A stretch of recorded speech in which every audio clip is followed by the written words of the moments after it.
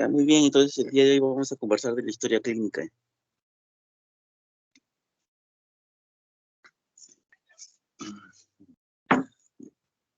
Ya, entonces, a ver, avánzalo.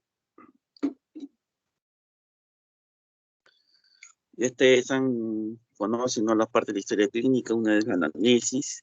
En la anamnesis vamos a poder hallar los síntomas. El examen físico nos sirve para determinar los signos.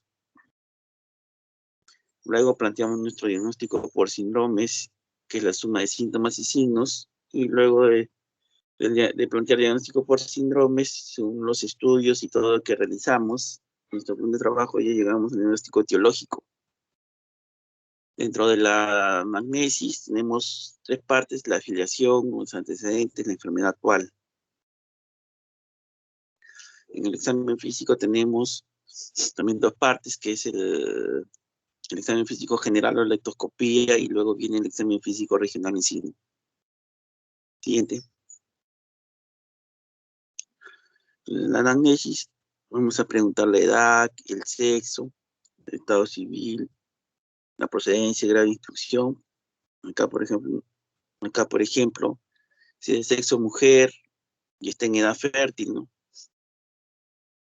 Hay pacientes, mujeres hipertensas, con hipertensión arterial, que debutan jóvenes, 30 años, 35 años, ¿no? Entonces, esas pacientes hipertensas debemos tener cuidado en darle algún tipo de tratamiento. Si es que le damos, tiene que ser metildopa o algún tipo de calcitoagonista. No podemos darle IECA o VARA2, está contraindicado porque son teratogénicos, ¿no? Siguiente. En cuanto a los antecedentes familiares, también son importantes en cardiología, sobre todo cuando hay antecedentes de muerte súbita. Si viene un paciente de 25 años, 30 años, que ha tenido un episodio de muerte súbita abortada, y ya el familiar, un hermano, o su papá ha tenido un episodio de muerte súbita, ya el paciente es candidato a colocarle un desfibrilador. Entonces, para eso nos sirve los antecedentes. En cardiología tenemos que ver si también tiene cardiomopatía hipertrófica como antecedente familiar, canalopatías o una hipercolesterolemia familiar, ¿no? Estas son enfermedades que generalmente se heredan. Siguiente. Por ejemplo, ahí vean, miren, un corazón normal, y miren la cardiopatía hipertrófica, ¿ven? Logran ver el dibujo. Logran ver el dibujo. Sí, doctor. Ya, miren, entonces cuando hay cardiopatía hipertrófica, el paciente hace arritmias malignas, fibrilación ventricular, taquicardia ventricular, sobre todo cuando hace esfuerzo físico y el paciente muere. Pero esa cardiopatía hipertrófica se hereda. Lo puede tener el padre, lo puede tener todos los hermanos. Si son 3 hijos, 2 pueden tener esa alteración, uno sale normal. Pero, como les digo, predispone a arritmias malignas, pues. Se hereda. Siguiente. Siguiente.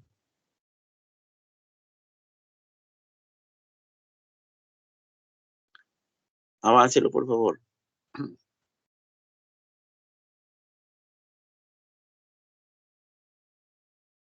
Se pasó, creo, uno. Retroceda. Ahí. Entonces, otra enfermedad importante, allá vienen acá los antecedentes patológicos. En los antecedentes patológicos tenemos la diabetes mellitus, es una enfermedad que produce la diabetes mellitus. El exceso de glucosa, ustedes saben que se puede convertir en colesterol, ¿no? Y se deposita en el espacio sucranoendotelial.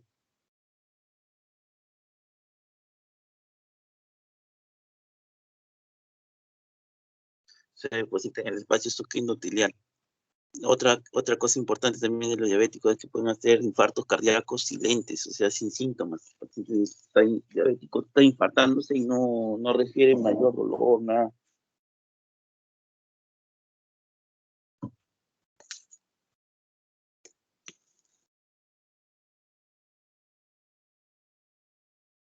atención a esto.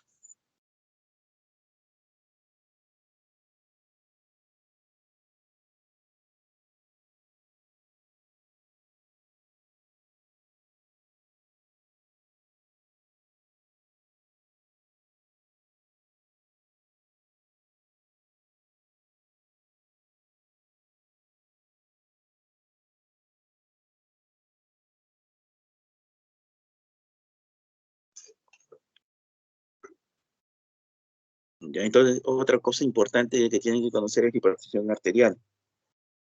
Cuando la hipertensión arterial no se controla, el paciente no toma su medicamento, no cuida los controles, esta puede dañar el corazón y termina en insuficiencia cardíaca. Es la primera causa a nivel mundial de insuficiencia cardíaca, la hipertensión arterial no controlada.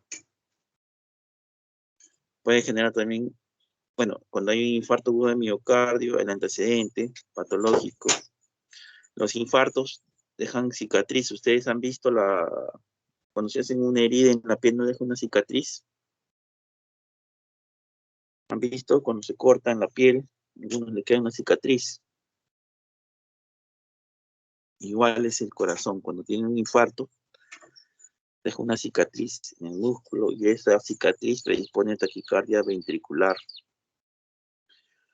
Por ejemplo, si tengo el paciente que tiene antecedente de infarto hace 3 años y viene a la emergencia, a la guardia por palpitaciones, tengo que pensar que es una arritmia maligna, que es una taquicardia ventricular. Otra cosa importante es el paciente que es portador de marcapasos. Hay que tener en cuenta siempre eso. Estos pacientes a veces son sometidos a cirugías, tratamientos quirúrgicos, entonces hay que tener cuidado en no utilizar el electrobisturí a menos de 20 centímetros del generador. Si se utiliza un electrobisturí, por ejemplo, con una cirugía de pelvis, una cesárea, una cirugía de próstata, ahí no habría ningún problema porque hay más de 20 centímetros. Siempre el electrobisturí se tiene que utilizar a más de 20 centímetros del generador del marcapaso. Siguiente. Otro antecedente patológico que en cardiología es importante es la fibrilación auricular. La arritmia más frecuente es de todas las arritmias es la fibrilación auricular, ¿no? Más del 80% de los 70% podría decir que corresponden a fibrilación auricular. De las arritmias que van a ver ustedes. El problema es que esa arritmia, la fibrilación auricular, genera embolia cerebral, coágulos, salen directo se forman los coágulos en la aurícula, pasan al ventrículo izquierdo y salen disparados por la aorta y la carótida llega a la arteria cerebral y llega al cerebro y produce isquemia. Entonces, estos pacientes deben recibir anticoagulación oral permanente de por vida con warfarina o otro tipo de anticoagulantes. El problema es que esta warfarina produce sangrado digestivo. Y acá tenemos que recalcar que los pacientes que toman warfarina no pueden recibir ampollas intramusculares. Está contraindicado colocarle una ampolla intramuscular a un paciente que toma warfarina porque se forma un hematoma. A ver, siguiente. Ven ahí. Miren el hematoma que se ha formado. Este paciente toma warfarina y le han puesto una ampolla intramuscular. El problema es que ese hematoma se infecta y puede ocasionar necrosis hasta fasciitis necrotizante y hasta afectar la articulación de la cadera, ¿no? Ocasionar un problema severo. También tenemos que ver cuando aparece quimosis así espontáneas a los mínimos contactos, puede ser que el paciente esté con mucha dosis. Los pacientes que toman warfarina tienen que controlarse todos los meses el INR, que debe estar entre 2 y 3. Siguiente. Entonces también tenemos que preguntar al paciente que toma warfarina, la melena, ¿no? Si hay deposición negra, esto se denomina melena y hace sospechar de sangrado digestivo. No se olviden. Ya. También los pacientes que tienen enfermedad coronaria usan aspirina. La aspirina ustedes saben que lesiona la mucosa gástrica, puede producir también edema, pues úlceras pépticas, ¿no? Sangrado digestivo. Siguiente. En cuanto a los antecedentes quirúrgicos, hay que tener en cuenta que los pacientes que son portadores de prótesis valvular aórtica mecánica o mitral mecánica requieren también una anticoagulación con warfarina de por vida, permanente, con el objetivo de alcanzar un INR. El INR se mide en la sangre. Toman una muestra de sangre y se logra determinar el INR, que debe estar entre 2 y 3.5, en ese intervalo debe estar. Si no se alcanza ese intervalo, hay riesgo que se produzca coágulos, embolia cerebral, isquemia cerebral, porque la prótesis se trombose. ¿Ya? Y otra cosa es que nos indica warfarina a gestantes. Entonces, que debe quedar claro que todo paciente que tiene prótesis valvular aórtica mecánica o mitral mecánica debe usar warfarina. Siguiente. Los antecedentes quirúrgicos, al examen miren cómo está la herida de la esternotomía. También utilizan la vena safena también para hacer los bypass, y miden la vena safena. Siguiente. Y estas son las prótesis que se colocan, ¿no? Las mecánicas, que pueden ser bidisco, miren la prótesis bidisco, miren las prótesis monodisco, miren las prótesis de bola, ¿no? Estos pacientes que tienen el antecedente de tener una prótesis mecánica deben tomar la warfarina. Si no toman la warfarina, el paciente va a morir, se forma un trombo encima de esos discos que ustedes ven, el paciente muere. Y a la mano derecha están los dibujos del ecocardiograma, como se pueden ver. Siguiente. En una placa de tórax también se pueden ver los anillos de la prótesis, como se ven acá, en esta placa. Acá en este paciente tiene prótesis aórtica y prótesis mitral, se ven dos discos, ¿no? Siguiente. Acá, por ejemplo, ahí ustedes ven el dibujo que está en la parte, en la mano izquierda, en la superior, el primer dibujo. Ahí hay una flecha blanca, ¿ven? Ahí miren, se ha formado un trombo encima del disco. ¿Ven el trombo? Sí, doctor. Y entonces, eso pasa porque el paciente no toma warfarina, ¿no? Una trombosis de la prótesis mitromecánica. Entonces el paciente va a morir. Si es que no lo tratamos a tiempo, pues hay que trombolizar acá a estos pacientes. Pero hay que tener cuidado. Siguiente. Siguiente. Otra cosa es que los pacientes portadores de prótesis valvular biológica o mitral biológica no requieren una anticoagulación permanente, ¿ya? Biológica quiere decir que son de tejido de cerdo, o son de tejido de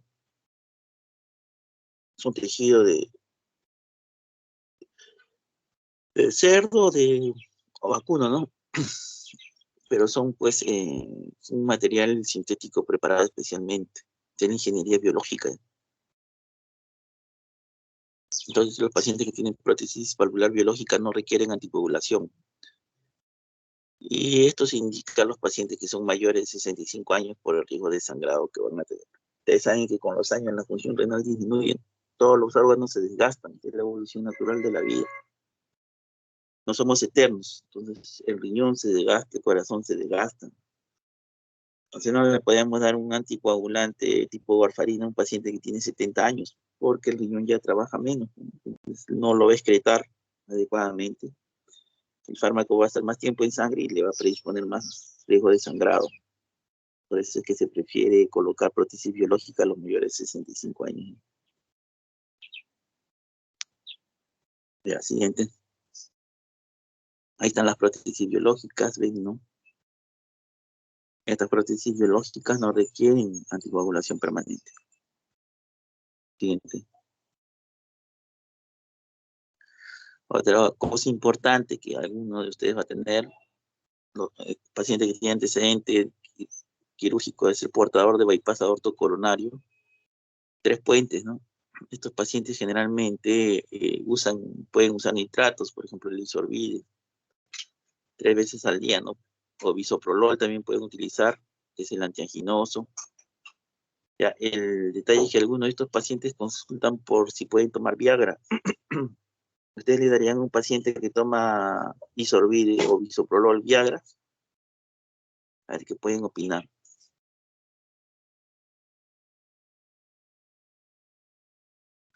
Los de mi grupo participen, si no, no me voy a acordar de ninguno de ellos y no le voy a colocar nota. Ni siquiera para acordarme su nombre. A ver, ¿quiénes son de mi grupo?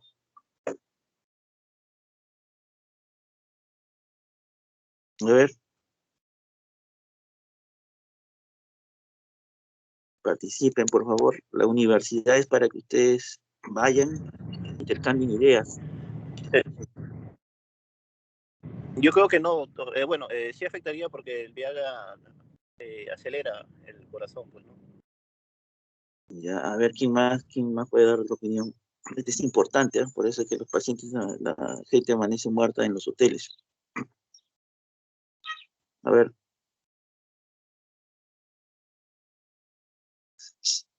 ¿quién más de mi grupo? ¿Quiénes son? A ver, pues ya mandé la lista ayer al delegado de los grupos que van a rotar. Hoy día tienen que llamar a su docente. Y entonces vamos a continuar. Miren, paciente que toma Insorbide o que toma bisoprolol está contraindicado a dar estos tipos de fármacos Viagra porque el Viagra lo que hace es secuestrar la sangre en la pelvis. Imagínense tener pacientes que tienen lesiones coronarias, obstrucción en las coronarias, entonces el corazón se queda sin sangre, esas coronarias, y se desvía la pelvis, y el paciente hace infarto cardíaco. Entonces y es más, está contraindicado combinar Isorbide con el sildenafil, ¿no? O Viagra. Ese le preguntan en la residencia, en el internado, le preguntan eso. Ya, siguiente.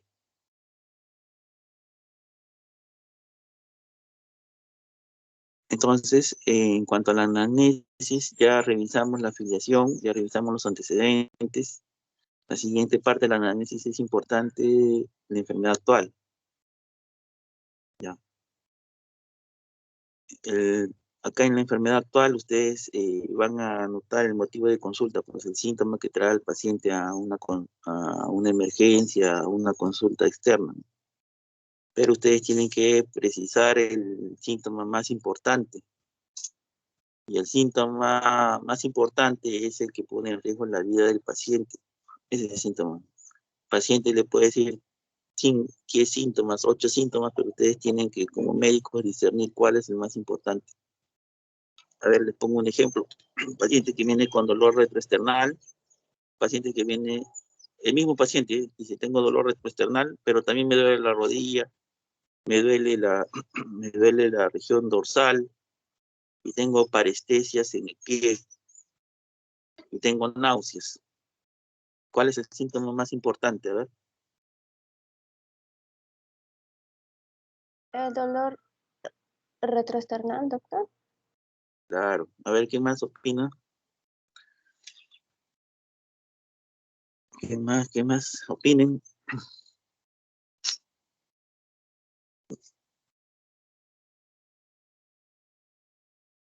Entonces, el síntoma más importante es aquel que pone, miren, yo voy a tener en cuenta su participación, así no voy a interpretar que saben bastante y el examen y ustedes saben que les va a poner difícil, tienen que participar, tienen que acostumbrarse ustedes a participar, van a ser médicos, médicos siempre tienen que analizar, opinar. Entonces, el síntoma más importante es el dolor retroesternal, como mencionó la doctora, muy buena respuesta. Ya, entonces, ese síntoma más importante tenemos que precisar el tiempo y luego todas las características biológicas en la historia clínica.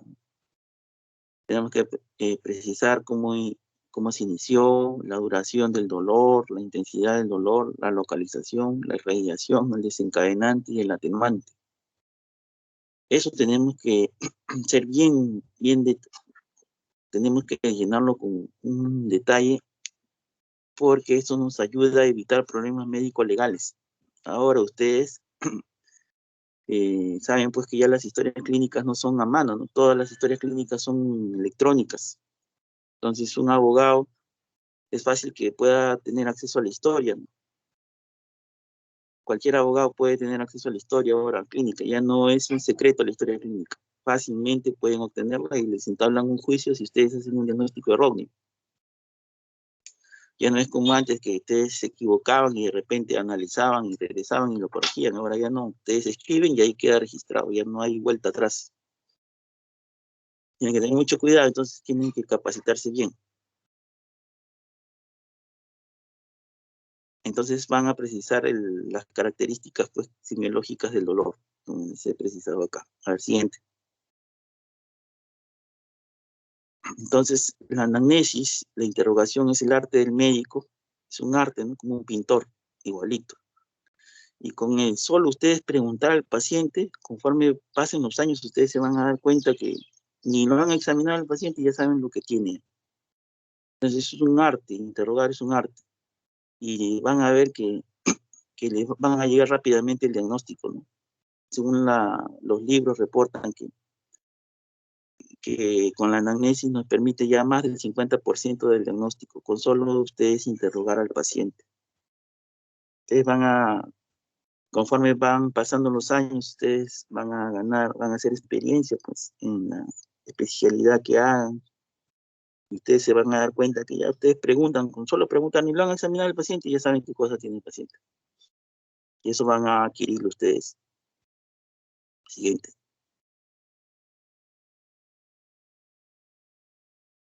Entonces, como le decía, tenemos que identificar el síntoma más importante que pone en riesgo la vida del paciente.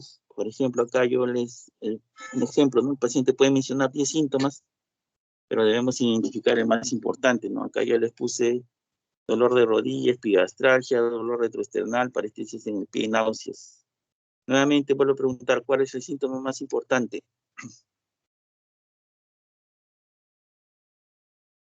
A ver. Doctor, de nuevo sería el dolor retroesternal. Claro, así vienen los pacientes en cardiología, son pacientes con ya pues mayores, adultos mayores. Ustedes saben que ya el paciente adulto mayor pues ya tiene ya más, no solo enfermedades cardíacas, ¿no? Sino también otro tipo de enfermedades, sobre todo reumatológicas, digestivas, pero nosotros tenemos que diferenciar eso. Lo más importante siempre. Esto siempre tienen que recordar. Siguiente.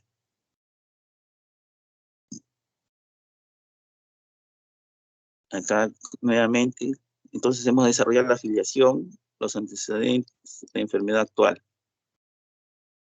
A ver, les voy a poner un ejemplo.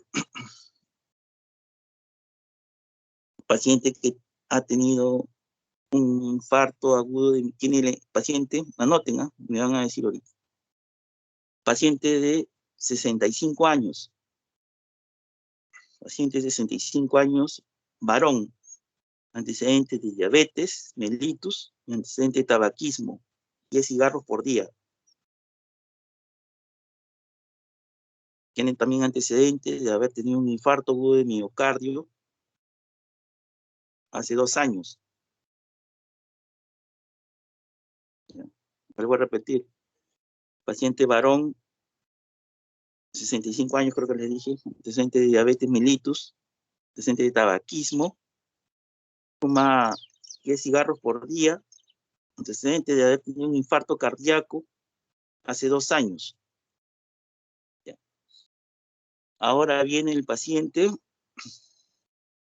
a la emergencia o a su consulta por dificultad respiratoria, dolor retroesternal,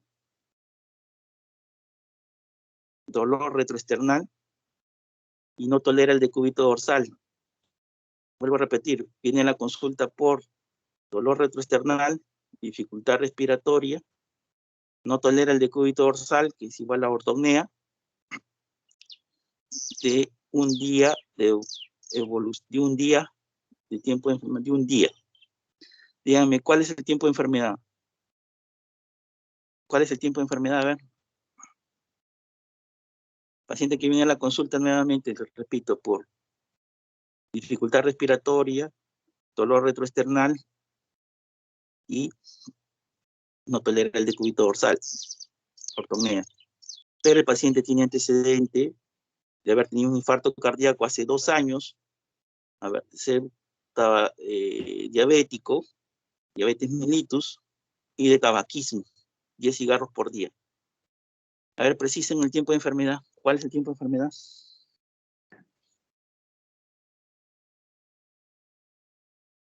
Un día, doctor.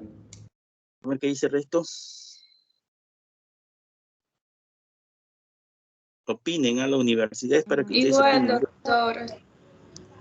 Desde que le aparecieron los síntomas actuales, la disnea, el dolor retroesternal y la ortopnea, Claro, sí, eso es lo que lo trae a la emergencia. un día. Un día. No puede ser 2 años, ¿no? ¿Hay alguno que diga 2 años? Doctor, se puede hacer unidad clínica. Entonces, si se relacionan los síntomas con el antecedente, sí se menciona que podría ser 2 años. Claro, ¿no? A ver, alguien más, opinen, doctores. Yo no soy su enemigo, soy su amigo, al contrario. Estamos para intercambiar ideas.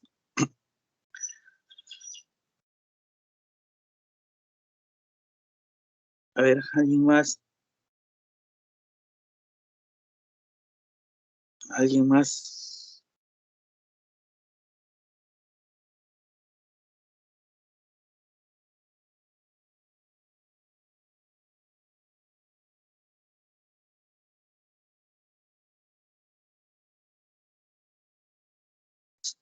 Esto siempre la doctora Palomino los va a llamar seguramente la doctora evalúa cómo van ustedes su desempeño académico en cada rotación, ella siempre los llama y siempre les pregunta esto, pues lo que les dice en el tiempo de enfermedad. El tiempo de enfermedad es el motivo que trae a un paciente a la consulta o a la emergencia, ¿no? Ya el antecedente ya no importa, ¿no? Ya se ha tenido un problema de infarto hace 2 años, claro, tiene el antecedente, pero de repente ese paciente ha evolucionado en insuficiencia cardíaca, que es lo que lo trae a la emergencia, porque estamos viendo que tiene ortopnea, tiene dificultad respiratoria y por la hipoxia pues va a generar de repente un poco de dolor retroesternal.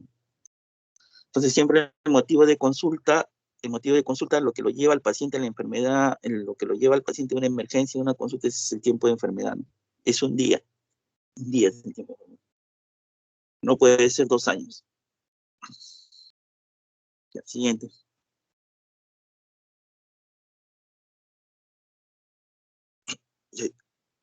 Y ya acabó. Ya, siguiente, pongan la otra diapositiva, por favor. A ver, una pregunta, a ver si me han entendido.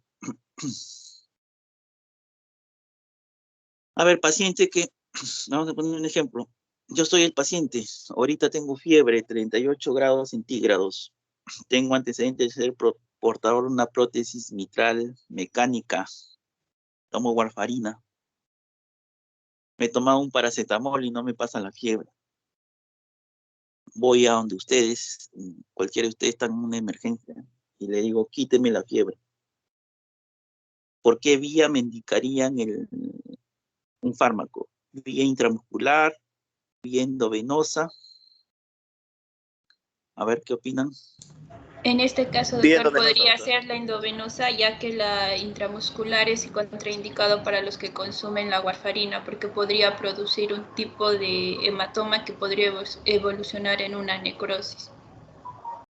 Claro, esa es la respuesta correcta. Entonces evitan el juicio, no llegan al juicio. Ya, porque ahora toda la gente piensa que el médico es millonario, que es rico, entonces todo lo ve en juicio por el médico. Entonces no le colocamos intramuscular. Muy buena respuesta. Otra pregunta. Paciente que es portador de prótesis mitral mecánica, toma warfarina e ingresa por un sangrado digestivo. Por un sangrado digestivo tipo melena de 2 días de evolución. Tiene un INR en 8. Tiene INR en 8. Les voy a decir las alternativas.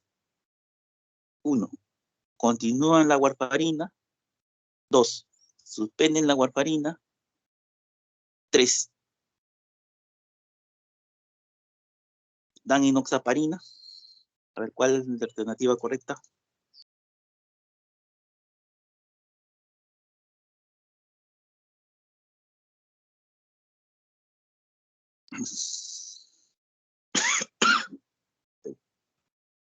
A ver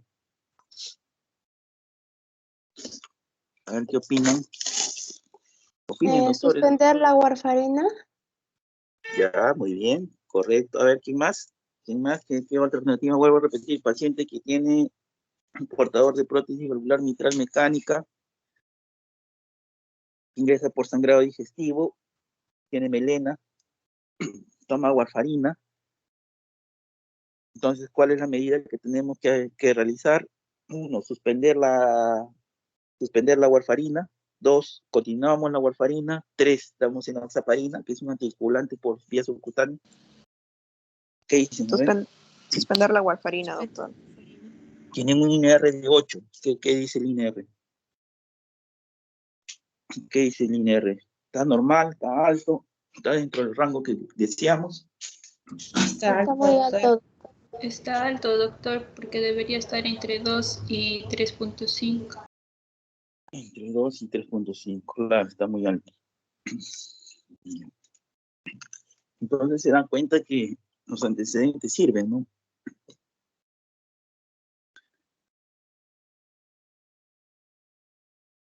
Ya, otra pregunta. Paciente que tiene antecedente de insuficiencia cardíaca, un paciente varón de 75 años que tiene antecedente de insuficiencia cardíaca congestiva,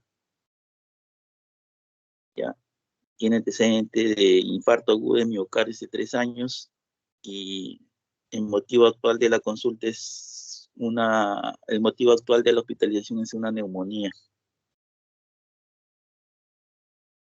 A ver, ¿qué medida terapéutica no harían? 1, pasarle 3 litros de cloruro. 2, darle antibiótico. 3, administrarle una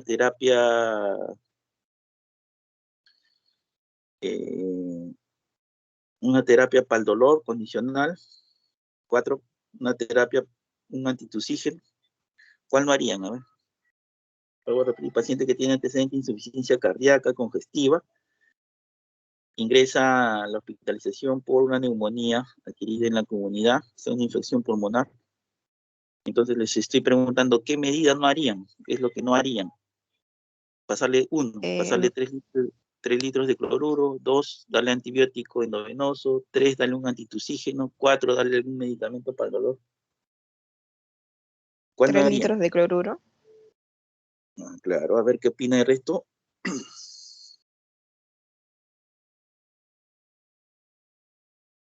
A ver qué opinan.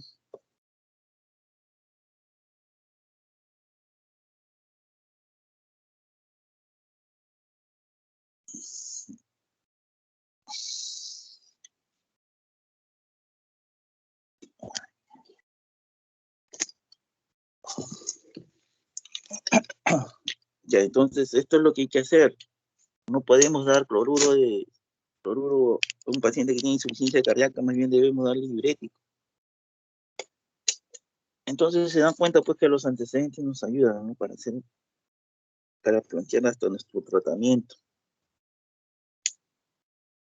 Muy bien, empezamos la otra parte de la clase, que es la anamnesis. Ya vamos a ver acá algunos síntomas. Siguiente.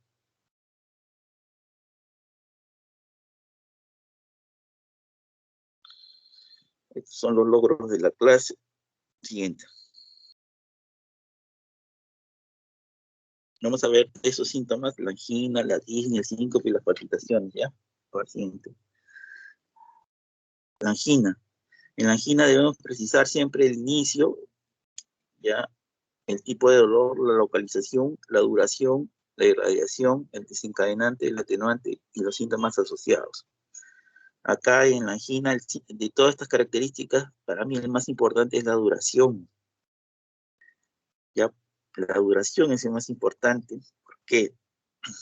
Porque si tenemos un paciente que tiene un dolor retroesternal de más de 20 minutos de duración, acuérdense, paciente que tiene dolor retroesternal de más de 20 minutos de duración, debemos hospitalizarlo, porque tenemos que sospechar en un infarto agudo de miocardio. Todo dolor que tiene más de 20 minutos de duración en la región retroesternal, debemos sospechar un infarto agudo de miocardio. ¿Qué examen le piden a un paciente que ingresa con dolor retroesternal de 20 minutos de duración? A ver, doctores. Un EKG, doctor.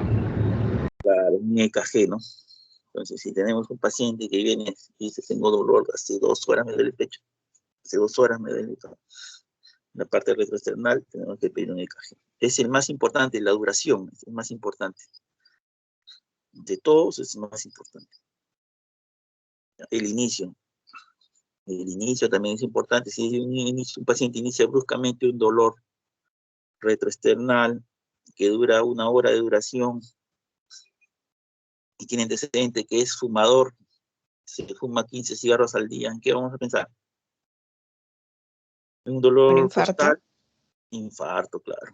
Pero si viene una dama que se ha discutido con su esposo, una dama de 30 años, y dice que le duele la parte precordial encima de la mama, se toca y se señala en un punto exacto todavía.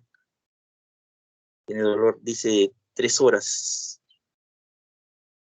y no tiene ningún antecedente patológico. ¿En qué van a pensar? ¿Una osteocondritis o un infarto? Osteocondritis. Claro, es osteocondritis, ¿no? El dolor del infarto es difuso, empieza en la apéndice sifoides, ahí se va hasta la región mandibular, toda la parte retroesternal, ¿no? Lo recorre desde la apéndice sifoides hasta la mandíbula, así el paciente lo señala, le dice, ¿dónde le duele? El paciente te va a decir, desde acá abajo, todo esto, lleva la mano hacia arriba, hacia abajo, todo. Pero cuando es una osteocondritis, le dices, ¿dónde le duele? Señala en punto exacto. Cuando son damas, le dice, acá encima de la mama, ahí me duele. Ahí. Cuando me toco, me duele. Cuando respiro, me duele más. Entonces, eso no es, esa es una osteocondritis, no es un infarto. El infarto no se localiza en un punto exacto. Vamos a ver, siguiente. Entonces, estas son las características de la angina clínicas, de la angina de pecho estable y de la angina inestable. La angina de pecho estable es un dolor tipo opresivo, de corta duración, se localiza en la región retroesternal, desencadenado al esfuerzo físico al caminar y se atenúa o cede al reposo o con el uso de nitrato. La angina inestable es un dolor tipo opresivo, puede durar de 5 a 15 minutos, se presenta en reposo a mínimos esfuerzos. ¿Ya? Y es recurrente. Paciente con angina de pecho inestable debemos hospitalizarlo, ¿no? Y dice, tengo el dolor retroesternal en reposo, a mínimos esfuerzos, está en su casa y dice que se levanta para ir al baño, o se levanta para ir a la cocina, o camina menos de media cuadra y ya le duele. Ese es un paciente con angina inestable, ese paciente tenemos que hospitalizarlo.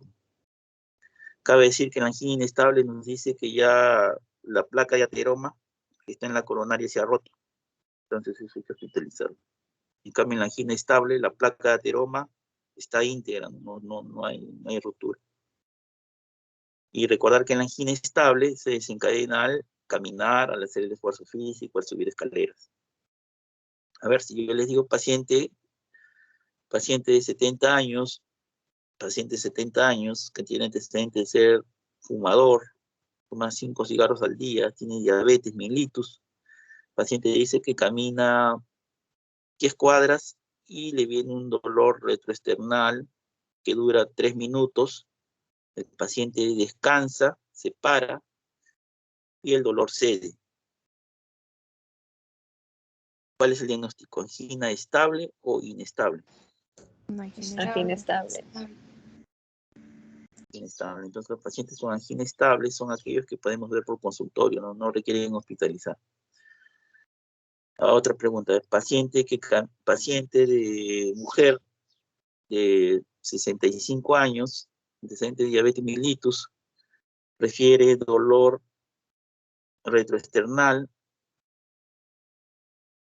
en reposo, en la noche dice que el dolor la despierta, ya mínimos esfuerzos, camina y va al baño de su casa o va a la cocina y ya le duele el pecho, ya le duele la parte retroesternal. ¿Cuál es el diagnóstico? ¿Angina estable o inestable? Inestable. Inestable, doctor. Ya, la angina inestable le damos de alta, lo mandamos a la casa. No, doctor, se le debe internar. Se debe internar, ¿ya? Siempre, miren, siempre yo, bueno, les cuento siempre la experiencia. Todo paciente que viene, por ejemplo, a las 3 de la mañana por un dolor de cabeza o viene por un dolor de pecho a las 3 de la mañana, ¿ustedes creen que el paciente está exagerando o en realidad tiene algo patológico? Que en verdad tiene algo patológico, doctor, porque son las 3 de la mañana. No, si fuera algo normal, no, bueno, algo que se podría tolerar, se esperaría pues hasta el día siguiente, pero a las 3 de la mañana se supone que debe ser algún tipo de urgencia. Yo les digo, pues, por los años de experiencia, y siempre le digo a los residentes, de cardiología cuando hago guardia, si tienes un paciente que viene por dolor retroesternal a las 3 de la mañana, hospitalízalo, no le des de alta, le digo. Así tienen las enzimas cardíacas negativas, así veas el electro sin cambios sospechosos, hospitalízalo. Ya ha pasado que un paciente, por ejemplo, en la época del COVID, en la segunda ola, ustedes saben que el COVID produce fenómenos trombóticos. Paciente de 39 años, varón, no era fumador, no era diabético. El paciente había tenido COVID hace 20 días antes de llegar acá a la emergencia. Dice que lo llaman por teléfono nomás y le indican el alta, ¿no?, del COVID. El señor de contento se va a pasear al perro, luego se va a comer pollo, dice, a la brasa. Eso es a las 9 de la noche. A las 12 de la noche, para la 1 de la mañana empieza con dolor retroesternal, va a una clínica, le dicen que tiene angina de pecho. Llega acá al Revalliati a las 5 de la mañana. Llega el paciente a las 5 de la mañana. El electro yo entré a las 8 de la mañana. Pero el señor, pues, el médico lo evalúa, le piden sus exámenes, y como no se había gran cambio, todavía como que han tomado una conducta todavía conservadora, ¿no? El paciente a las 8:15, 8:30 hace 2 paros. En la mañana hace otro paro, 9:30 hace otro paro, 4 paros cardíacos. Le hacemos un ecocardiograma y corazón no contraía ya, pues. Y ya pues ahí ya se notaron los cambios, ¿no? Era un infarto cardíaco, paciente sin antecedente patológico. Entonces, como no tenía antecedentes, como que tomé una medida conservadora, entonces yo le digo al residente, cuando tú veas un paciente así que viene a 3 de la mañana, 1 de la mañana por dolor, así sea joven y no tenga antecedentes, tienes que ser bien minucioso, más minucioso, le digo, y hospitalizarlo de inmediato. Y ya, pues eso es una experiencia que yo les cuento a ellos. Siempre les digo así a los residentes. Paciente que viene por un dolor de cabeza a las 3 de la mañana, la despierta una mujer, un dolor de cabeza, no vamos a pensar que es una migraña, ¿no?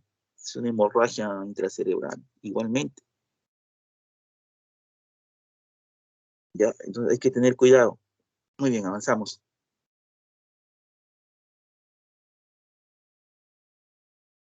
Ahí miren, entonces el examen ya comienza de la ectoscopia. El paciente está entrando al consultorio o a la emergencia, ya ustedes saben.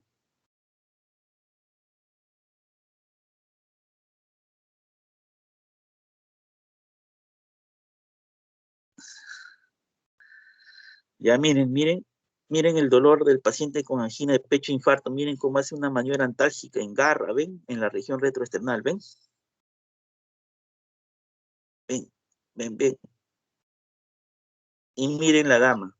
Dice ahí, localiza el dolor. Miren, donde se toca con la mano derecha, encima de la mama, ahí dice que le duele, en un punto exacto. La dama está señalando la parte precordial. El dolor de infarto o de angina no es en la región precordial, eso no es lo correcto. El dolor anginoso del infarto es en la región retroesternal. ¿Ya? La dama dice que cuando respira, le duele más. Cuando inspira le duele más. Cuando se toca en ese punto exacto con la mano derecha le duele más. En cambio, el dolor anginoso no lo localiza el paciente. Vean ahí cómo se agarra la región retroesternal, fricciona con la mano para ver si le pasa el dolor. Es una maniobra antálgica, ¿no? Entonces ya con solo ustedes observar ya determina este paciente coronario.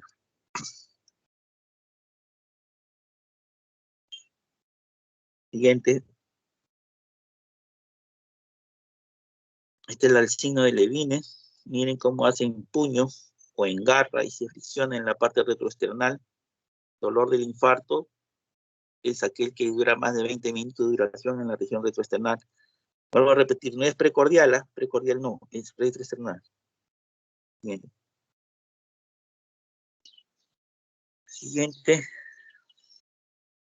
También hay equivalentes anginosos. El dolor puede ser como una opresión, puede ser como una disnea, el paciente puede manifestar como una sensación de ahogo o como un peso, ¿no? Pero siempre excluyendo la causa respiratoria. Pues si estamos viendo una disnea, si le examinan los pulmones está limpio, pero dice el paciente que tiene disnea, hay que pensar que es un equivalente anginoso. Siguiente. Listo. Acá alguna pregunta de la angina.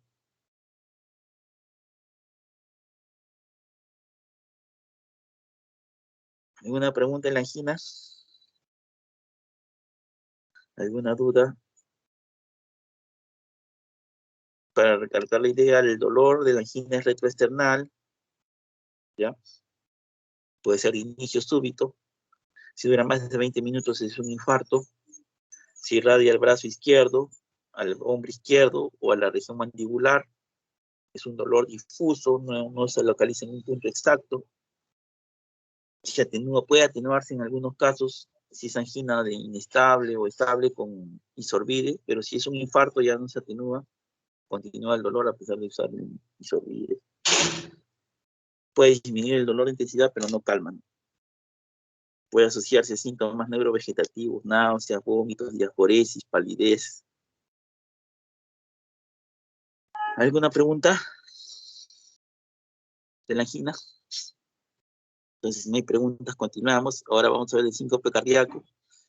Es la pérdida de conocimiento brusca, total, súbita, y el inicio es súbito, no tiene pródromos, o sea, no hay aviso, y también recupera bruscamente, dura segundos. Dura segundos. Siguiente.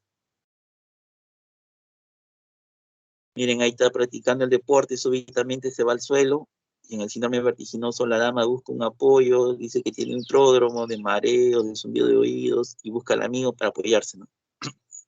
¿Cuál es síncope cardíaco? ¿El deportista o la dama? A ver. El deportista, doctor. Claro, el deportista, ¿no? El deportista.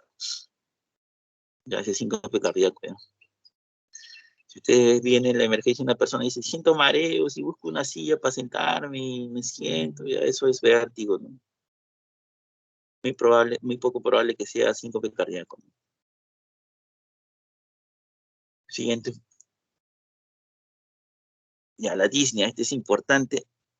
La disnea cardíaca es aquella que aumenta en posición del decúbito dorsal. O sea, el paciente dice, por ejemplo, que se va a dormir, a las 7 se echa, y a las 12 de la noche se levanta porque se ahoga. O sea, el paciente con la disnea cardíaca no se aumenta en el decúbito dorsal y se alivia al adoptar la posición sentado.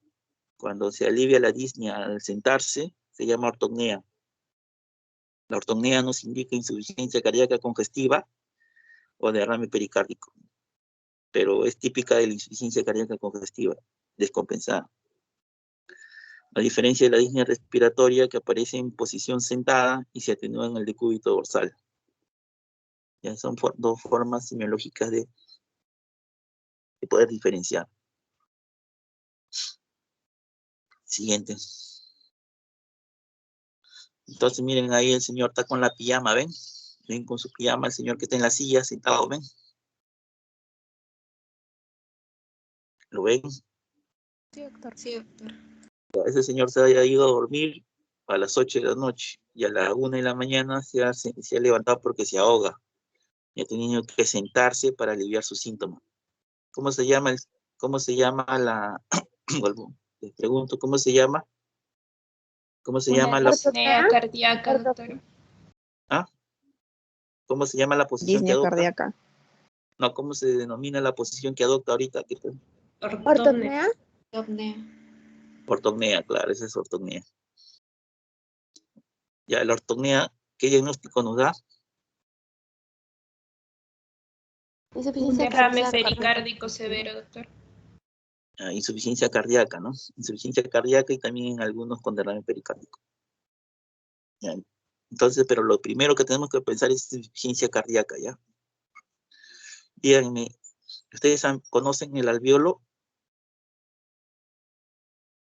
¿El alveolo respiratorio lo conocen? ¿Lo han visto? ¿Para qué sirve? Ya, ¿para qué sirve el alveolo? A ver.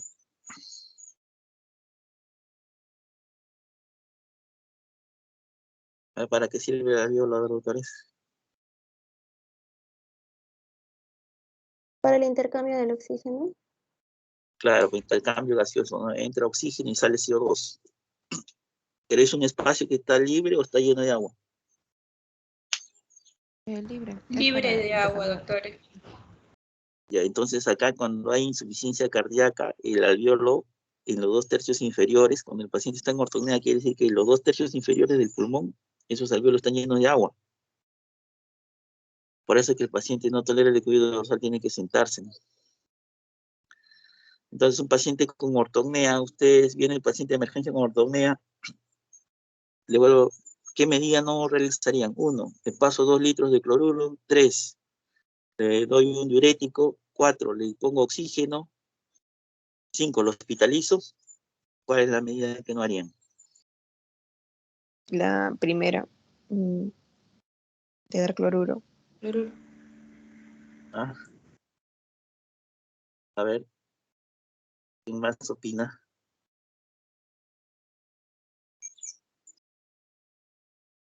Claro, entonces la medida que no realizaríamos sería el cloruro.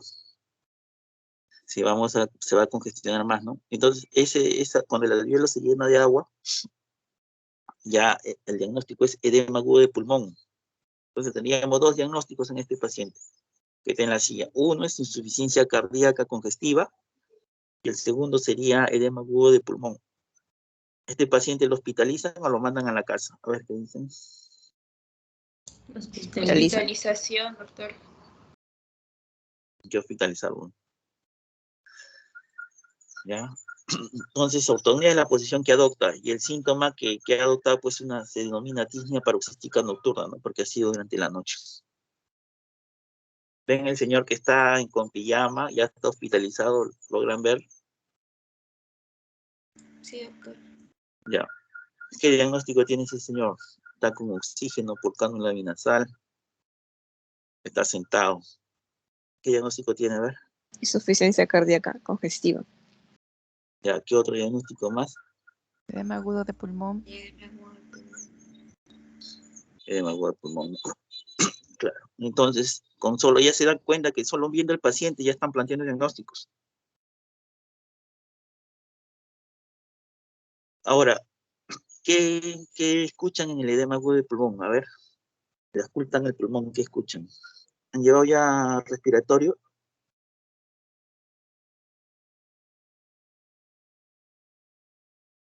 ¿Han llevado respiratorio? Capítulo respiratorio. Sí, doctor. ¿De qué escucharían en un paciente con edema agudo de pulmón a la auscultación pulmonar? Crépitos. ¿Y cómo son los crépitos? ¿Qué característica tienen? ¿Cómo suenan? Una especie de burbujas. No, ustedes hagan con su pelo, friccionen su pelo delante de su oído. Friccionen el pelo delante de su oído. Esos son los crepitantes, ¿no? Como la fricción del pelo. Friccionen el pelo delante de su oído. Así suena, así a la hora que le escuchan un paciente con edema de pulmón, así es. Pero están en los 2/3 inferiores, en ambos pulmones. Esos son los crepitantes. También puede tener roncantes y sibilantes. Hay médicos que confunden el edema agudo de pulmón con asma. Llega el paciente con ronco y dice, no, tiene asma bronquial. Lo mandan a nebulizar con fenoterol. El paciente se paró.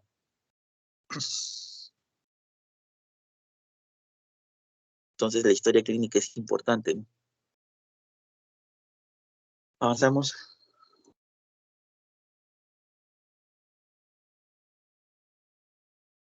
Ahora vamos a hablar de las palpitaciones. Las palpitaciones pueden tener un inicio y un término.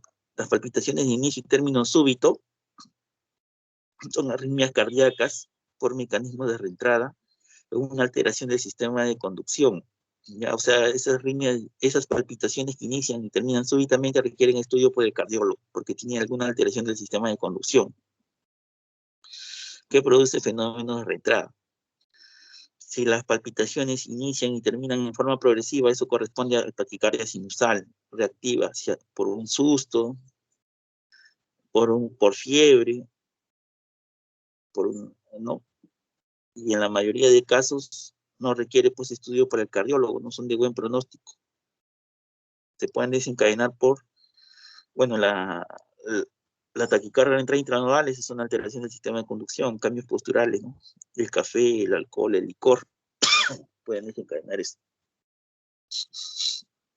Entonces las palpitaciones de inicio y término progresivo corresponde a taquicardia sinusal, eso no requiere estudio por el cardiólogo, pero las que inician y terminan súbitamente sí deben ir a un cardiólogo.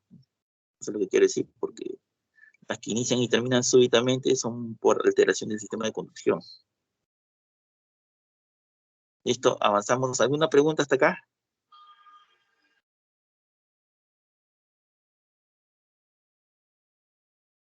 Doctor, Avanza. para considerar un tiempo y término súbito, más o menos ¿de cuánto tiempo estaríamos hablando? No, le dice, ¿cómo empezó la palpitación? Súbitamente, te dice. Empieza rápido. Por ejemplo, la taquicardia intranodal se desencadena, el paciente se agacha a recoger algún lapicero o algo, se agacha y se sienta o se para y ahí en segundos, perdón. Viene y no se va, ¿no? En algunos son sostenidas que inclusive tienen que ir al hospital, pero en otras dura segundos, minutos. Y termina bruscamente también. ¿Y cómo terminó? De forma brusca. Sentí que mi corazón se paraba y me pasó. En cambio, tú te asustas, no sé si ustedes se habrán asustado, hasta ustedes sienten que empieza a palpitar el corazón, pero es de a pocos. Y también termina de a pocos. Eso es taquicardia sinusal nada más, eso no requiere estudio por cardiólogo, ¿no? No hay un tiempo exacto. Muy bien. Otra pregunta más.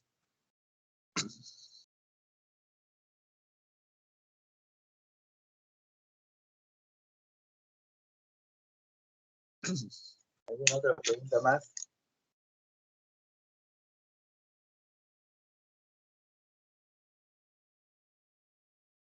¿Alguna otra pregunta más? Ya, avance, por favor. Ya acabamos la clase, pon los videos.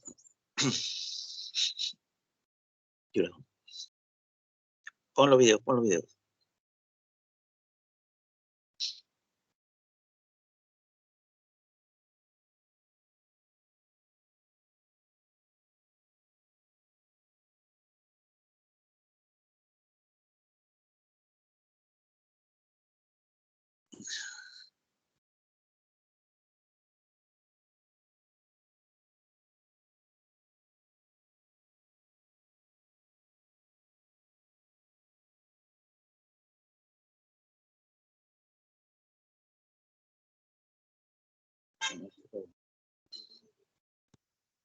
A ver, Mira, a ver. esto es importantísimo y sería vital que todos los gimnasios o todos los centros deportivos y es más, todas las escuelas aquí en México siguieran. Estas imágenes son fuertes. Ocurrió en Australia. Cámaras de seguridad captaron el momento en que una joven de 21 años sufre un infarto mientras realizaba su rutina en el gimnasio. Rápidamente el personal acudió a auxiliarla y utilizó un desfibrilador y bueno, la chica sobrevivió tras estar 3 días en coma y ahora promueve una iniciativa de ley para que todos los gimnasios y lugares de entrenamiento cuenten con un desfibrilador. Y es que, bueno, esta herramienta le salvó la vida.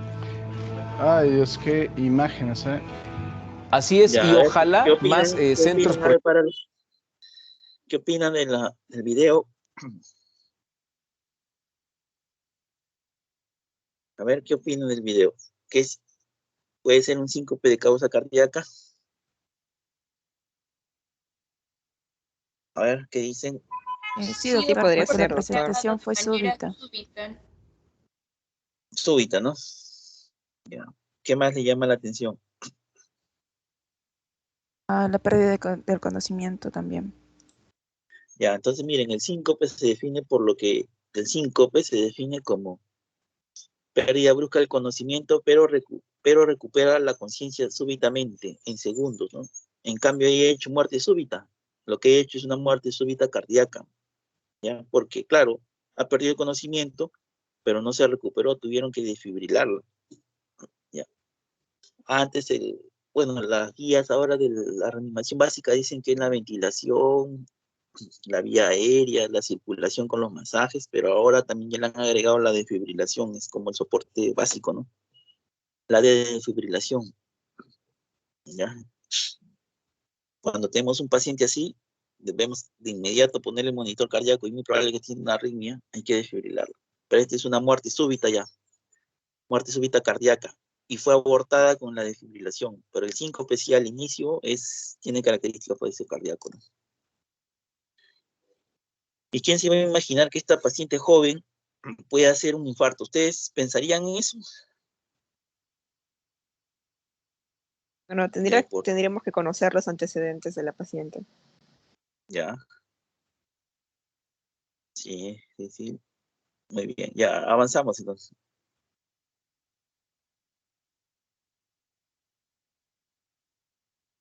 Otro video.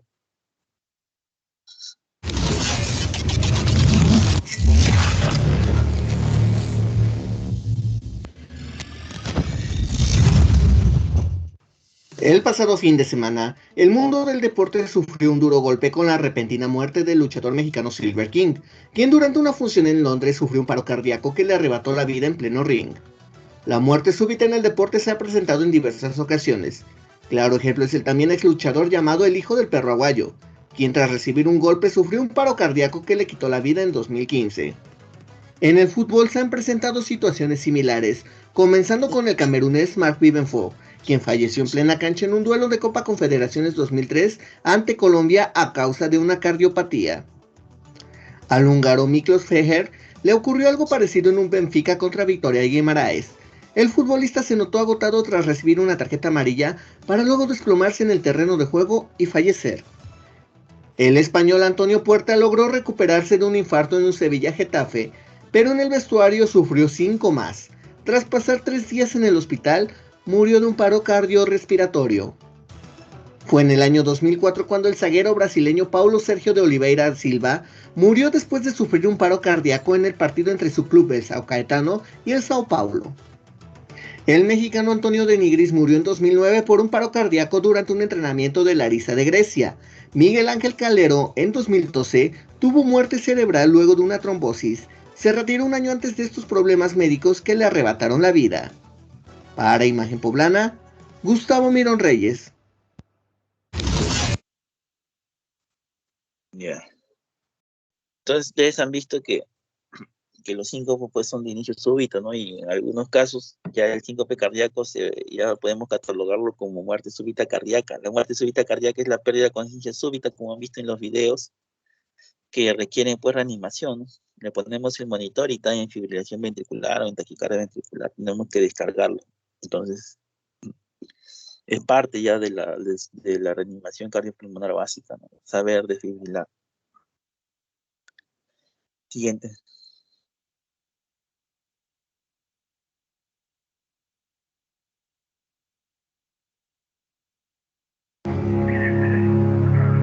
Atención al periodista turco Şükrü Oytan en un programa de fútbol. Se desvanece poco a poco y se queda sobre la mesa. Cuando su compañero lo va a socorrer, llega el ataque y se desploma.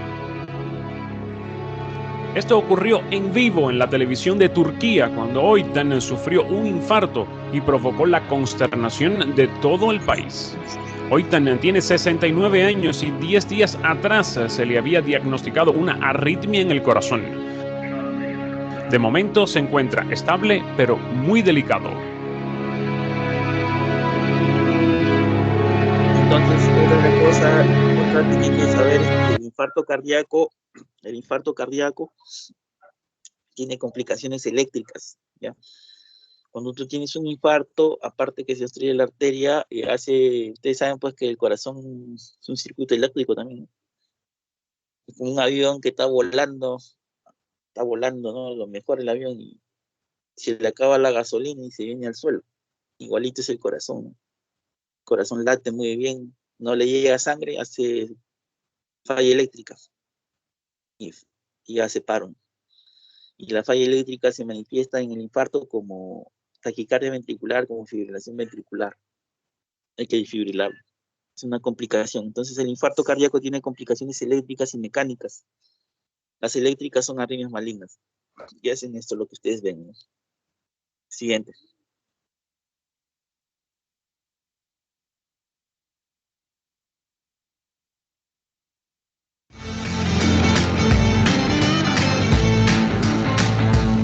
Acá es un paciente que está con apnea en edema agudo de pulmón y van a ver cómo lo intuban. Edema agudo de pulmón, ¿ya? Miren cómo llega el paciente.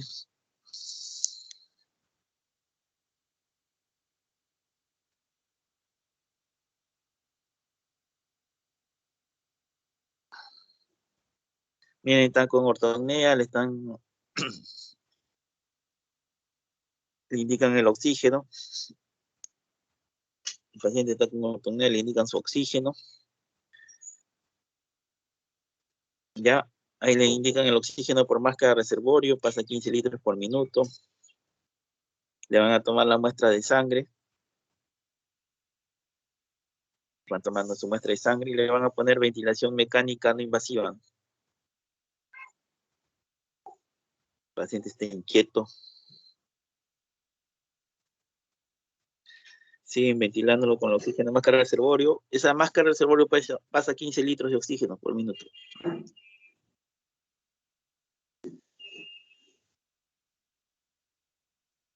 Ahí miren, le van a poner la máscara de reservorio. Diré la ventilación invasiva, ¿no? Ahí le ponen la ventilación invasiva. Ahí está. La ventaja que tiene la ventilación mecánica no invasiva es que el oxígeno entra con presión y logra vencer a ese alveolo que está lleno de agua, ¿no? Para que pase el oxígeno.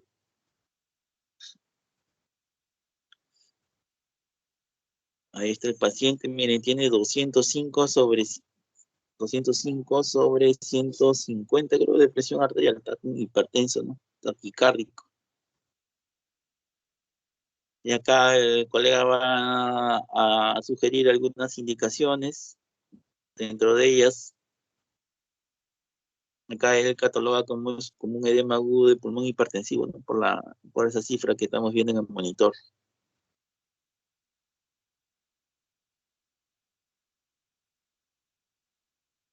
Edema agudo de pulmón hipertensivo.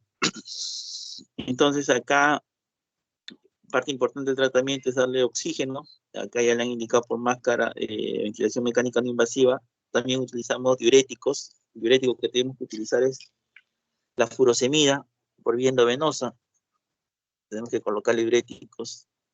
Y al paciente colocarle una sonda Foley. También damos morfina. La morfina al paciente lo calma. También es parte del tratamiento de edema agudo de pulmón.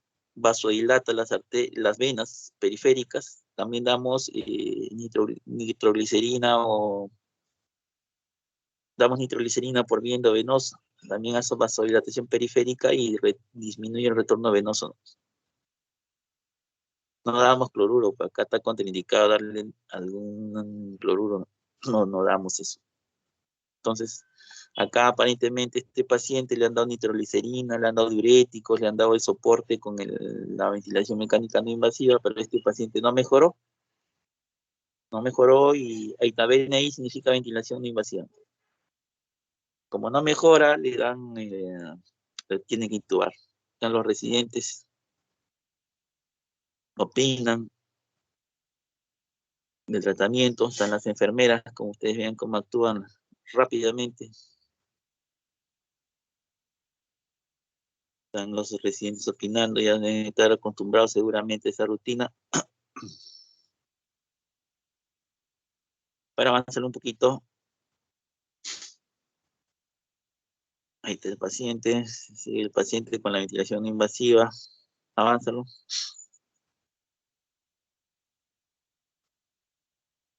El residente están preguntándole a ver cómo van. El paciente no mejora. No mejora el paciente. Facial diuréticos, dice, estar diuréticos, ¿no? Vasodilatadores con la nitroglicerina, con infusión.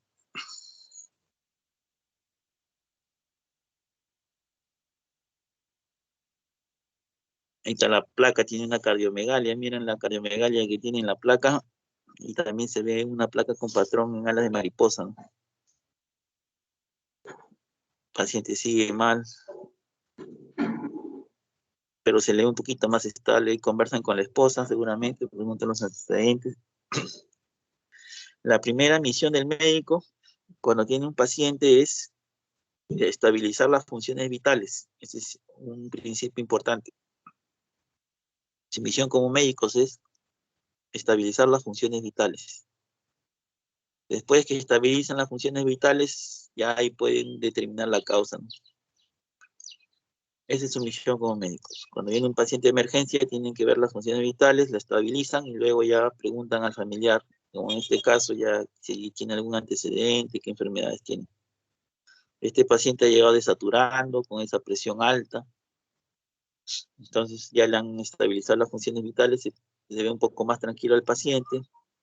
Y luego ya preguntan pues al familiar los datos, ¿no? Los antecedentes, qué fármacos toma. Pero el paciente aparentemente empeora nuevamente. A ver, avánzalo.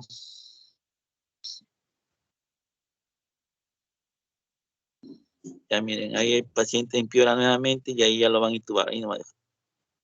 El paciente empeora, ya los residentes con su experticia que van ganando ya lo van a intubar.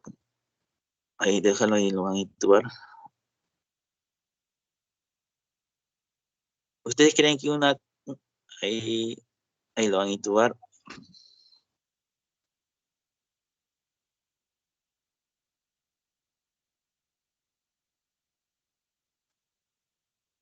Ahí lo van a intubar al paciente, no mejoró, ¿no?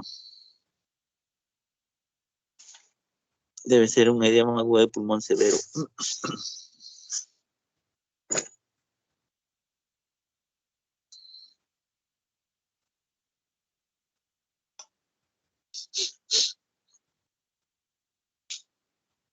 Ahí lo van a intubar al paciente.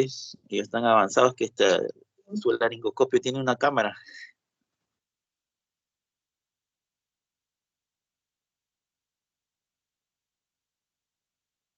Claro, el paciente no ha mejorado, ¿no? A pesar de los vasodilatadores, de la morfina, del diurético, no hay mejoría. Entonces hay que asegurar la ventilación porque si no hace parar al paciente.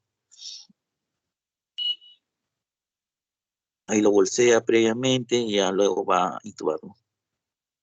Miren, miren, miren, ahí va la laringe, miren. Miren la glotis, miren las cuerdas vocales, está la laringe, ¿ven? En la cámara.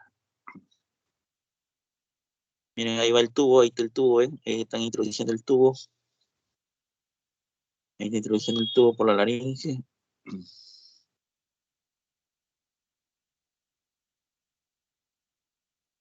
Están intubando, ¿no? Y ya está, ya lo intubó ya. Infla el CAC y lo dejan.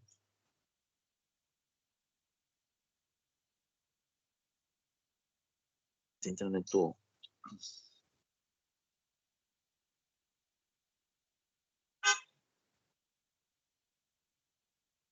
Y lo intuban, pues. Ya, siguiente, a ver, avanza.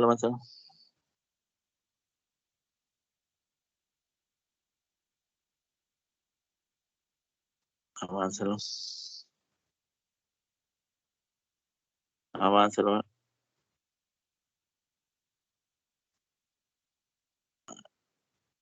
Y ahí nomás. A ver, déjalo ahí un ratito que corra.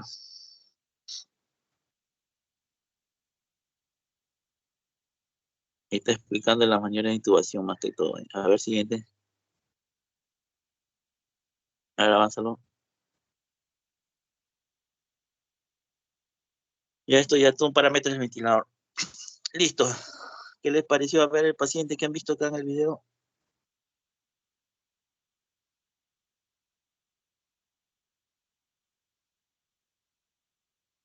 ¿Qué les ha parecido?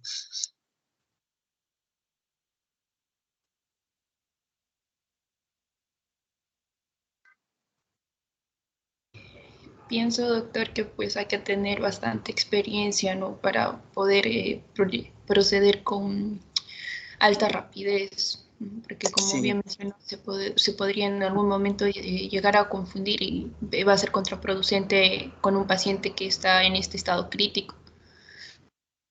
Y miren, lo que yo he visto es que los médicos se confunden el edema agudo de pulmón con el asma bronquial, ¿no?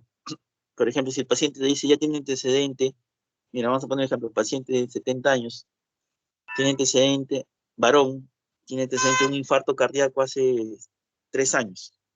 Tiene un infarto cardíaco hace 3 años. Y viene de emergencia porque dice que le silba el pecho y le ronca. ¿Cuál va a ser el diagnóstico? Y no tolera el decúbito dorsal. ¿Cuál es el diagnóstico? 1. Tiene sibilantes y roncantes. ¿Cuál es el diagnóstico? 1. Edema agudo de pulmón. 2. Asma bronquial. 3. Una bronquitis. 4. Una alergia. ¿Cuál es el diagnóstico?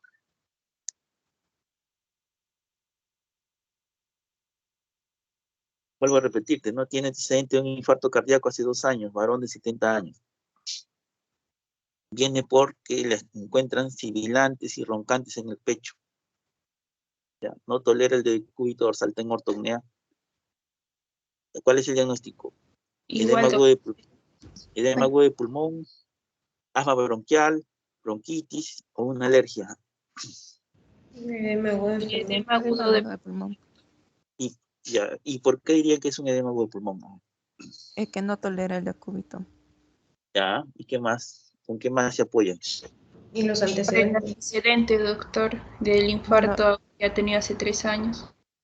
Ya, claro, entonces se dan cuenta que la historia clínica es importante, ¿no? Con el antecedente, nomás yo digo, no, este es un edema agudo de pulmón. Yo he visto médicos, pacientes así como les cuento, los han mandado a nebulizar, se han puesto fenoterol para que dilate y los han catalogado como asma bronquial. Los mandan a nebulizar. Ustedes saben que el fenoterol acelera el corazón, ¿no? Entonces lo mandan a nebulizar. Imagínense acelerar un corazón en un medio hipóxico. ¿Qué pasaría? ¿El corazón fracasa o sale bien? Aumentar la frecuencia cardíaca a un corazón en un medio hipóxico. ¿Qué pasaría? Fracasa, doctor. Fracasa, bueno, el paciente está sentado, dice, es asma, dice, asma bronquial. Está sentado en la cola ahí, en la cola donde hay 20 pacientes, está sentado, los nebulizan. El paciente está sentado y pum, paro. La enfermera se da cuenta, paro, dice. El corazón fracasa, pues, ¿no?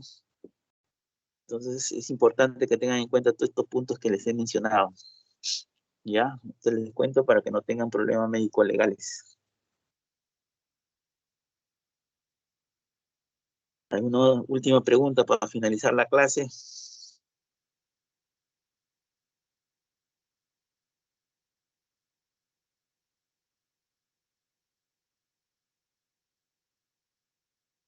Doctor, y si mi paciente viene con antecedente de asma, igual siempre se le tiene que dar prioridad al antecedente de la insuficiencia cardíaca. Como dice, hay un dicho, ¿no? El médico viejo dice, pues los médicos viejos dicen, siempre un paciente no puede tener 2 cosas. No puede haber 2 cosas, asma y... un médico no puede tener asma bronquial y si tiene insuficiencia cardíaca no puede ser asma bronquial. tiene que ser unidad clínica. Y como mencionó su compañera ahí, cuando hice la pregunta de tiempo de enfermedad, siempre es unidad clínica, bien difícil, ¿no? Asma bronquial, pues yo pensaría en una mujer joven que tiene 30 años, no tiene antecedente de infarto, no tiene ningún antecedente, viene con sibilantes, ahí sí podría decir que es asma. Pero si viene el paciente 70 años, antecedente de infarto cardíaco, viene con roncantes sibilantes, en la vida que voy a creer que es asma. Entonces ustedes se dan cuenta, se ponen en el contexto de la edad, el sexo, los antecedentes, fumador, infarto, ese antecedente ya pues tiene 70 años, no voy a creer que es una bronquial, ¿no? Imposible. No puede tener dos enfermedades. Siempre todo es una sola cosa, en la mayoría de casos.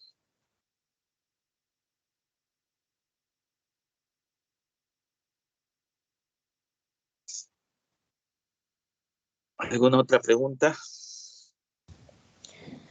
Doctor, buenos días. Buenos días.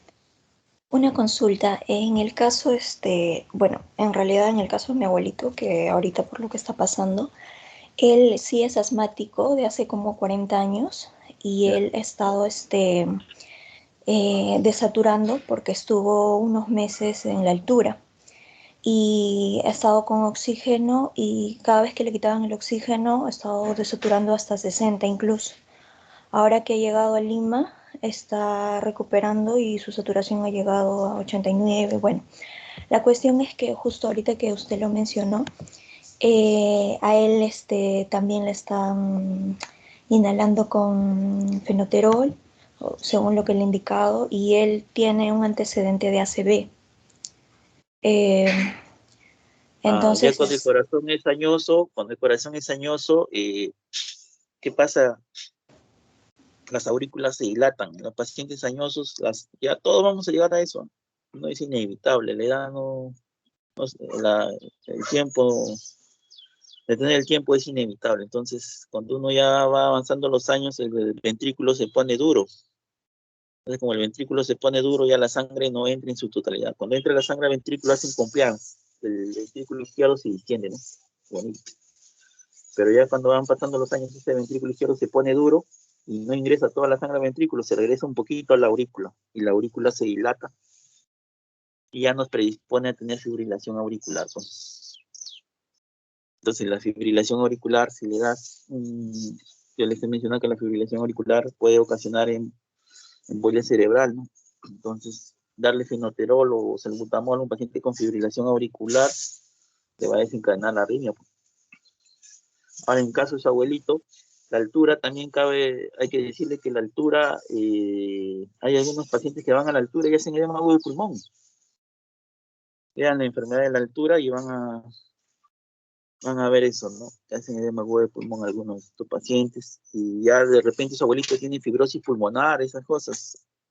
De repente sí, doctor, es muy probable. Lo que sucede justamente, ya que lo menciona, porque él ha estado tratándose con un neumólogo y, por ejemplo, salbutamol le había quitado, ¿no? Y ahora le habían indicado, nuevamente, aparte del bromuro, salbutamol, con el oxígeno y sus nebulizaciones y todo ello. Entonces, me llamaba mucho la atención porque justo recién ha estado viendo todo eso, ¿no? Entonces, como recién está en Lima, no sé si sea necesario en todo caso que tenga que verse todo ello, porque me preocupa Claro, tiene que ver el problema pulmonar, de repente tiene fibrosis pulmonar, ¿no? ¿Ha trabajado en mina algo su abuelito? No, doctor. Ya, sí, pues la fibrosis pulmonar. Claro, ¿no? A veces están en el campo, usan leña, o el humo. O fuman. Pero, eso sí, produce fibrosis pulmonar, parece. Doctor, entonces, en todo caso, el riesgo para desencadenarse con alguna complicación cardíaca podría haber ahorita también por toda la medicación que está recibiendo. Claro, entonces, si falla el corazón, falla el pulmón. Si falla el pulmón, falla el corazón. Así es. Ya, doctor, gracias. Sí. ¿Alguna otra pregunta?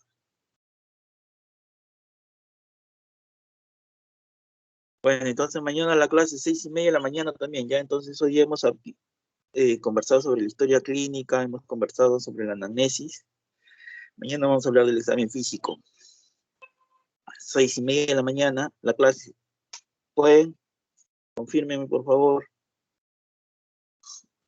Sí, doctor. Ya, 6:30, 6:30. Doctor, ¿no podría ser un... Sí. Sí, le escucho, doctora. A ver.